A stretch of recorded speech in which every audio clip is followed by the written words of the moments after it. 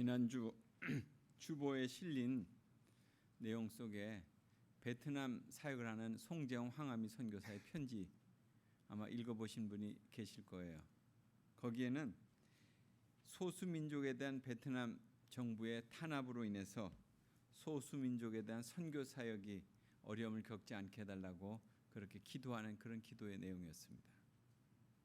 그러니까 선교지에서의 그 복음의 역사는 늘 항상 반대하는 세력들과 이렇게 예민하게 부딪히고 있는 것 같습니다. 그러니까 복음의 실천이 이루어지는 그런 현장, 그곳에서는 이런 영적인 대결이 있다는 것입니다. 그래서 복음을 전하는 사람들에 대한 반대하는 그런 방해하는 그런 세력들이 늘 있다는 거죠. 그러니까 이는 보이지 않는 그런 영적인 싸움이 있다는 거예요. 복음을 전한다 하는 것은 복음을 전하지 못하게 하는 그런 어떤 영적인 대결들이 늘 있다는 것. 결국 세상은 하나님의 나라가 세워지는 것을 원치 않기 때문에 그런 일들이 있는 겁니다. 오늘 본문의 시작도 보면 날 때부터 안진뱅이 된 자 예수 그리스도 이름으로 치유함을 받았습니다. 그래서 세간의 주목을 받게 됐죠. 그래서 베드로는 지금 솔로몬 행각에서 결국 설교를 하게 되고, 그리고 거기서 그 당시 지도자들이었던 바리새파 사람들 또 사두개파 사람들에 의해서 공격을 받다가 마침내 감옥에 갇히게 됩니다. 그러니까 그렇게 된 이유는 사도들의 손을 통하여서 표적과 기사들이 많이 일어났습니다. 또 수많은 사람들이 베드로를 통해서 참으로 일어나는 하나님의 은혜를 경험하고자 병든 사람들을 메고 거리에 나왔죠. 간절한 마음으로 구하는 그들에게 생명의 역사가 계속 일어나는 것입니다. 그러니까 사도들이 주님의 사도임을 보여주고 또한 병고침을 통해서 하나님의 은혜를 참으로 이렇게 깨닫게 될 때 초대교회는 엄청난 부흥의 역사가 일어났습니다. 이 모습, 이 사역에 대해서 못마땅하게 여긴 이들이 있었습니다. 당시의 지도층이었던 바리새파 사람들 그리고 사두개파 사람들이었습니다. 그러니까 종교적으로는 기독교가 신흥 세력이었기 때문에 또 공적인 인정을 받지 못했습니다. 그러니까 정치적으로도 기독교를 따르는 무리들이 자꾸 이렇게 많아지는 것에 대해서 못마땅하게 여긴 거예요. 그러니까 유대인들의 두 지도층들이 결국 그것을 그 사도들로 인해서 일어난 일이라고 여겼기 때문에 그들을 옥에 가두도록 한 것입니다. 그러니까 이렇게 함으로써 기독교 세력을 더 이상 이제 인정하지 않겠다 이렇게 하는 의도였죠. 그러니까 사도들을 붙잡아 옥에 가두었습니다. 사람들에게 예수가 그리스도라는 것을 더 이상 가르치지 못하도록 하기 위한 것이었습니다. 그러니까 초대교회의 핵심 메시지는 메시아로 오신 예수 그리고 십자가에 죽으신 예수를 하나님이 다시 살리셨다는 거예요. 이것을 믿느냐? 그러면 그리스도인이 되는 거고 주님의 제자가 되는 것입니다. 그런데 그들의 방해는 예수를 메시아로 인정하지 않는 것이고 또 자신들의 잘못으로 인해서 예수를 십자가에 못 박혀 죽인 것을 인정하지 않는 것이며 또한 예수의 부활도 믿을 수 없다 하는 것입니다. 그러니까 사도들의 복음은 그런 면에서 본다면 아주 단순하고 분명했습니다. 그러니까 자신들이 살아가는 이유 역시 예수님으로 인해서 살아가기 때문에 예수 외에는 다른 것을 전하지 않은 거예요. 사도들에게 예수님의 이름으로 말하지 말라, 가르치지 말라 이렇게 한 것은 결국 그들 안에 가득 찬 예수님의 생명을 포기하라 하는 그런 말과 마찬가지거든요. 그러니까 그들은 그래서 단호하게 당국자들에게 말합니다. 우리가 너희 말 듣는 것이 하나님의 말씀만 듣는 것보다 옳은가 한번 판단해 보라는 거예요. 아주 지혜로운 답변입니다. 당국자들의 말을 듣지 않겠다고 하는 것보다도 더 강력한 답변이겠죠. 우리는 오직 하나님의 말씀만을 듣겠다 그런 것입니다. 그런 사도들을 위협만 풀어줄 수밖에 없었어요. 이는 세상이 감당치 못하는 그런 복음의 능력인 것입니다. 또 이것이 우리가 받아야 될 복음의 은혜예요. 이와 같은 복음의 능력을 그들로 또 받았으니까 우리가 그런 은혜를 힘입고 또 살아가야 되지 않겠습니까? 점점 쇠락해 가고 있는 복음의 확신이 우리의 삶을 사실 더 어렵게 만들고 있습니다.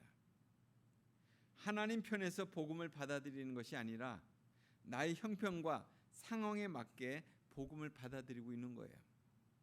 작금의 현실이 그렇다는 것입니다. 우리는 말라 들어가는 호박처럼 생명력이 다해가는 부패하기 직전에 그런 믿음만을 유지하고 있는지도 모릅니다. 초대교회에서 배우는 교훈은 복음을 영화롭게 하는 믿음이었습니다. 어떤 핍박과 복음을 방해하는 그 세력 앞에서 주저함이 없는 그런 믿음이었습니다. 오직 주의 복음으로만 행하겠다고 하는 그 열정이 그들의 앞을 계속해서 인도해 가고 있는 거잖아요. 사도들이 지금 체포됐고 옥에 갇혔습니다. 그곳을 또 병사들이 지키고 있습니다. 그들에게 그런데 주의 천사가 나타났고 그리고 옥문을 밤에 열어주고 그리고 그들을 끌어내어서 성전에 가서 참으로 생명의 복음을 전하라고 그렇게 분부합니다. 그래서 사도들은 그 말씀을 따라서 이제 새벽에 성전으로 가는 거예요.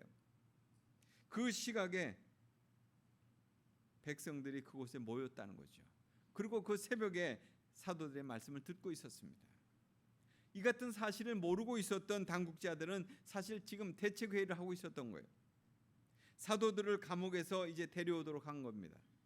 감옥에 사람을 보냈지만은 사도들이 그곳에 없었어요. 성전 맡았던 사람들과 제사장들이 사도들의 소식을 마침내 듣게 됩니다. 지금 사도들이 성전에서 사람들을 가르치고 있다는 거예요. 사도들을 그래서 또다시 병사들을 보내서 데려오려고 했지만 강제로 체포하지 못했다고 오늘 말씀에 그렇게 그들의 동의를 받아서 그들을 잡아왔으나 강제로 어떻게 할 수 없었습니다. 왜냐하면 그들을 많은 백성들이 지지하고 믿음의 눈으로 바라보고 있었기 때문에. 사도들에게 예수님을 죽인 죄를 자신들에게 돌리려는 것이냐 이런 질문을 던집니다. 그 질문에 대한 답변도 단호하죠. 사람보다 하나님께 순종하는 것이 더 마땅하다 이렇게 답변합니다. 그러니까 복음을 전하는 것, 결국 예수님이 죽으시는 것, 다시 사심이 우리의 죄와 우리의 사심 때문이라는 것, 이것을 아주 명확하게 말씀하는 거예요. 하나님이 이같이 하셨다는 거예요. 우리를 살리시기 위해서 하나님이 예수님을 살리셨다는 거예요. 복음의 내용은 변할 수 없는 것입니다. 그들이 그것을 듣고 복음 앞에서 죄를 깨닫고 회개하는 것이 그들의 몫이에요. 자신들은 이 같은 복음 앞에 살기로 결정했기 때문에 그렇게 행하는 거죠. 이 복음으로 자신의 전 존재를 걸었다는 거예요. 난 이 복음으로 살겠다는 거잖아요. 복음으로 사는 것은 또 다른 방법을 찾는 게 아니에요. 자신을 위한 복음이 아니라 하나님을 위한 복음으로 사는 것입니다. 우리 인생은 그런 면에서 하나님을 만나는 여정이에요. 길을 가는 거죠. 도상의 나그네로 순례의 길을 가는 거예요. 그런데 한번 도중에 한번 멈춰서서 우리가 어디쯤 왔는지 또 그 여정이 어떠했는지 그 돌아볼 기회를 갖는 것이 필요한 것 같아요. 이미 내 삶의 수많은 날들을 보내면서 사실 지치고 탈진한 적도 있었습니다. 또 이제는 그래서 삶의 지도를 한번 꺼내보는 거예요. 내가 어떻게 살아왔지? 지난 시간 동안 우리 마음이 여행했던 곳들을 한번 돌아보게 된다면 지혜를 얻을 수 있을 것 같습니다. 여정 속에서 우리에게 축복과 활력과 풍요를 가져다 준 것을 찾아볼 수도 있을 거예요. 또 아울러 우리에게 도전과 시험과 낙심을 주어서 파멸을 맞게 될 그런 상황도 반추해 볼 필요도 있습니다. 이 모든 상황들을 말씀 앞에서 묻는 것입니다. 또한 지금의 모습 속에서 내 내면의 자원들은 무엇인가를 또 살펴보는 거예요. 내 영적인 가방에서 내가 여행을 위해서 필요한 것들이 얼마나 있는가를 한번 뒤져보는 거죠. 복음으로 산다고 하는 것은 여행 중에 나 자신을 채워줄 그런 양분을 얻는 것과 같습니다. 하나님을 경험하는 삶을 사는 것이 바로 복음으로 사는 거잖아요. 초대교회와 같은 긴박한 상황은 우리에게 발생되지 않습니다. 그러나 지속적으로 복음의 정신으로 사는 것은 우리에게 계속 필요한 부분이에요. 수시로 요청되는 삶의 자리에서 복음의 실천을 한다고 하는 것은 쉬운 일이 아니죠. 사도들은 그런 면에서 반복되는 위협 앞에서 주저함이 없었잖아요.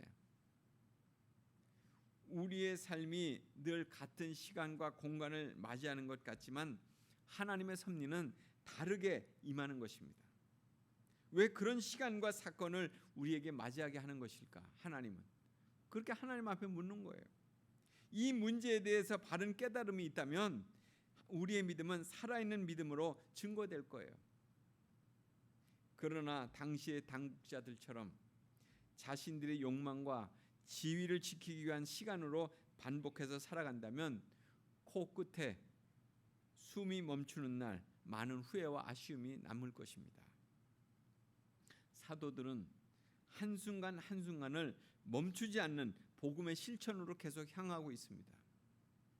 주님을 위한 선택과 삶의 결정들은 자신들을 다시금 복음 앞에 세우는 그런 작업이었어요. 우리의 일생은 한순간 한순간들이 모여서 이루어지는 것입니다. 언제 멈춰서게 될지 모를 그런 미래를 우리는 지금 살고 있는 거죠. 자신의 욕망을 위한 시간들로 삶을 반복하기보다는 여러분 모두가 오직 주님을 위해서 자신들의 시간들을 모아서 삶을 의미 있게 사용할 수 있게 되기를 간절히 바랍니다. 지난 주간에 모처럼 대만에서 사역하는 황요한 선교사와 이렇게 통화를 했습니다. 그분은 중국 내지에서 한 24년간을 사역을 했어요. 그곳에서 그분이 한 일은 중국 내지를 다니면서 중국의 교회의 지도자들을 세우는 그런 일들이었죠. 그 후 한 곳에 머물면서 공동체와 신학교를 사역을 하려고 준비하고 갖추었지만 당국의 제재로 인해서 결국 다 흩어지게 됐습니다. 그럴 때 그분이 깨달은 것은 이제 십자가의 복음을 잘 정리해서 이제 남겨질 중국 교회에 전하는 것이다 해서 책을 쓰기 시작했어요. 그렇게 해서 쓰여진 책이 광야에 세워진 십자가라는 책이었습니다. 고생과 위험스러운 상황들 가운데서도 복음의 핵심을 가지고 통과한 그 선교지에서 주님이 주신 선물이라는 생각을 들고 아주 잘 그 작업들을 마쳤습니다. 이제 그 책을 가지고요, 지금의 선교지인 대만에서 또 대만 교회 지도자들을 훈련하는 책으로 번역을 해서 또 사용을 하고 있습니다. 6,000권 정도를 벌써 인쇄해서 배포를 했다는 거예요. 새로운 차원의 선교 사역입니다. 말씀으로 경험한 중국 땅에 대한 십자가의 복음을 이제 대만 교회에 소개하고 그리고 본토 선교를 위해서 그들을 복음 훈련시키는 그런 작업을 하고 있는 거죠. 그분은 주님이 열어주시는 그 길을 계속 믿음으로 순종하면서 걸어가고 있습니다. 우리 모두는 복음을 위한 사명, 생명의 말씀을 전하는 사역이 그것이 기본이에요. 우리 모두는 누구든지 해야 되는 사역입니다. 선교사님들은 문화와 언어가 다른 곳을 찾아가서 복음을 전합니다. 그렇다면 우리가 이 땅에 살고 있는 우리는 같은 민족 또는 이웃, 가족에게 또 복음을 전해야 되지 않겠습니까? 그 사명과 사역에 우리 모두가 초청을 받은 거예요. 제가 지난번 호주 방문 시에 한 주를 거기서 보낼 때 한 주를 좀 더 의미 있게 보내려고 일부 예배는 그 호주 멜번에 있는 한인교회, 제일 오래된 교회입니다. 2부 예배는 저희 아들이 나가는 또 침례교회, 거기 갔었어요. 침례교회는 원래 호주 연합교회에 속했던 교회였는데 이제 거기서 나와서 이제 교회를 새롭게 시작하는 교회입니다. 그러니까 북한 사역을 한 20년 동안 해왔더라고요. 그 낮은 선봉지구에다가 빵 공장을 세워놓고 그 목사님이 1년에 몇 번씩 가서 그 일들을 도모하는 일들을 하셨더라고요. 코로나 전까지 그런 일을 하셨다는 거예요. 그리고 또 다른 한 곳은 멜본 한인교회로 마치 제가 간 날이 창립 50주년이 되는 날이었어요. 아주 특별 예배로 이렇게 드려지고 있었습니다. 그때 들은 말씀이 생각이 나더라고요. 설교를 준비하는데 다음 세대가 다른 세대가 되지 않도록 기도하자는 그런 얘기였습니다. 다음 세대가 다른 세대가 되지 않도록 우리가 다음 세대가 우리도 될 수 있지만 우리 다음 세대들이 있는데 그들이 다른 세대가 되지 않도록 너무나도 제 마음에 아주 깊이 와 닿았어요. 그렇게 하기 위해서는 어떻게 해야 되는가? 그들을 잘 훈련시키고 가르쳐 가지고 그들이 다음 세대가 다른 세대가 되지 않을까? 그런 얘기는 아니었어요. 결국 교회에서 머무는 시간은 그저 1시간 남짓이잖아요. 결국 다음 세대를 다른 세대가 되지 않게 하기 위해서는 가정 안에서 그 일들을 해야 된다는 얘기예요. 다음 세대들을 정말 가정 안에서 마음으로 받아주고 그들을 잘 인도해주는 하나님의 마음으로 하나님의 길을 인도해주는 그런 역할을 해야 된다는 거예요. 그들은 우리와 문화가 다르다는 거. 말도 사실은 하고 있지만 사실 정말 속 깊은 얘기가 안 되는 거예요. 결국 그들은 우리의 선교지가 될 수도 있는 거죠. 그곳에서 어떻게 해야 그런 상황 가운데서 어떻게 복음을 전할 수 있겠냐는 거예요. 결국 진정한 믿음의 삶을 우리가 살아가야 되는 거예요. 다음 세대가 다른 세대가 되지 않게 하려면 눈높이를 맞추면서 그들을 이해하고 믿음 안에서 그 모든 것들을 용납해야 돼요. 우리가 같은 수준으로 믿음 생활을 하도록 새벽기도 열심히 나와야 돼. 또 기도 생활은 매일같이 해야 돼. 말씀은 꼭꼭 봐야지. 이런 거 가지고 되는 것이 아니라는 거예요. 다음 세대가 다른 세대가 되지 않는 일은 결국 우리의 끊임없는 헌신과 사랑의 수고가 필요하다는 것. 또 다음 세대가 복음 안에 살 수 있도록 우리 자신들이 말씀 안에 분명히 서야 된다는 거예요. 그럴 때 또한 그런 관계가 이루어질 수 있다는 것이죠. 진정성 있는 대화가 또 필요한 거예요. 우리 자신들이 완벽한 신앙인은 아니잖아요. 우리가 믿음 생활을 20년 했고 30년 했고 지금까지 해왔다고 할지라도 우리의 믿음이 완벽하지 않습니다. 우리 자신의 어떤 부족함을 인정하고 믿음으로 노력하는 모습을 그렇게 보여주어야 되는 거죠. 우리의 삶의 형식을 그러니까 부모와 자식 간에든 또 우리의 부모와 관계 속에든 어떤 그것들이 저는 그런 생각이 드는 것 같아요. 저 자신에게만 드는 물음인지 모르겠지만 이것이 유교적인 관계로 지금 맺어지고 있는 건가? 어떤 그냥 부모와 자식이니까 그냥 기본적인 도리와 어떤 그런 관계로 우리가 맺어지고 있는 건가? 이건 아니지 이런 생각이 들었어요.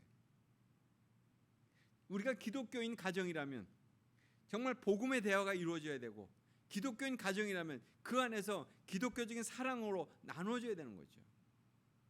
그런 관계가 이루어질 때 다음 세대가 다른 세대가 되지 않을 수 있는 거예요. 우리의 삶이 말씀 안에서 살려는 그런 시도가 보여지게 될 때 그것이 다음 세대들에게도 의미 있게 오는 거예요. 아, 믿음은 이런 것이구나. 다음 세대들을 그렇게 될 때 참으로 그들의 관심이 우리를 통해서 우리를 넘어서서 정말 교회로 하나님에게로 가게 될 것이다 하는 거예요. 오늘 생명의 말씀을 전하는 그 일은 결국 우리 가정 안에서부터 시작될 일이에요. 우리의 가까운 이웃에게부터 시작돼야 될 일들이에요. 우리가 먼 곳에 가서 전하지 못한다 할지라도 우리가 매주마다 읽어가는 이 사도행전 정말 그런 의미로 우리가 다시 한번 읽게 되길 바랍니다. 생생한 어떤 믿음의 순간들이 결국 우리의 믿음을 지금 일깨우고 있구나. 그들은 정말 붙잡혔고 또다시 붙잡힐지 모르는 그런 체포의 순간을 맞이하지만 주님의 말씀을 받은 자로 예수 생명을 지닌 자로 그 예수의 생명을 온전히 참으로 전하고자 하는 그것이 자기의 끝이 어느 순간에 온다고 할지 모른다고 할지라도 그렇게 하는 것이구나. 결국 우리의 믿음을 그런 차원에서 정말 성령께서 역사하시는 그 순간들이 이 초대교회 역사였고 사도행전적인 사역이었는데 그것을 우리가 맛보게 되는 그런 놀라운 순간들이 계속 있어지게 되기를 간절히 바랍니다. 같이 기도하겠습니다. 고마우신 하나님, 이 저녁에도 이 시간에도 주님의 말씀 가운데서 다시 한번 깨닫게 될 때 참으로 그들은 그 믿음의 순간들을 성령이 이끌려서 오직 주의 말씀 앞에 온전히 충성하며 복음으로 가득한 그런 삶의 모습으로 그렇게 살아갔던 그 모습으로 오늘 대합니다. 오늘 그 사도들처럼 오늘 우리의 삶이 그렇게 다시금 하나님 변화되기 원합니다. 다음 세대들이 다른 세대가 정말 되지 않도록 정말 가슴 깊이 하나님 진정한 주님의 마음을 가지고 그들을 대하고 그들을 보듬어하며 그들을 주님 앞으로 인도하는 그 사역을 다하는 저희들 되게 하셔서 정말 생명의 말씀을 전하는 하나님 진정한 주님의 백성들 우리 모두가 되도록 축복해 주옵소서. 예수님 이름으로 기도드리옵나이다. 아멘.